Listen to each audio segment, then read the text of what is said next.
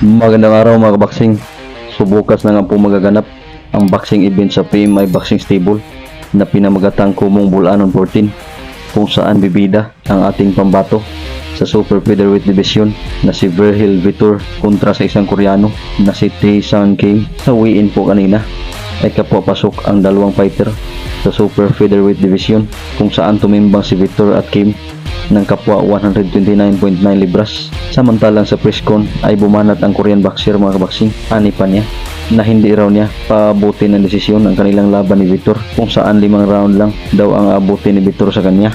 Samantalang sumagot naman si Vitor mga kabaksing, ani pa niya na tingnan na lang daw sa ibabaw ng boxing ring.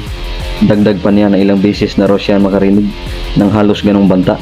Ang laban ng dalawa mga kabaksing ay magaganap bukas para sa WBO Oriental Super Featherweight Championship na gaganapin sa Saulog Gymnasium, Tagbilaran City sa Bohol.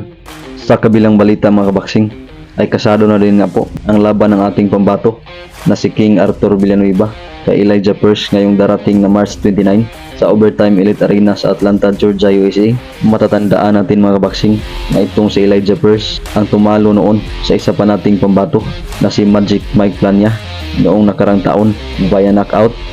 So pagkakataon na ito ni Villanueva mga kabaksing na maipaghiganti ang pagkatalo via knockout ni Plania sa mga kamay ni Pearce. Si Pearce ay may kartadang 18-15 ug 2 talo, samantalang ang ating pambato na si Villanueva ay may 35-20, 4 na talo at 1 tabla. Ang laban ng dalawa ay isang 8 rounds bout sa Super Bantamweight Division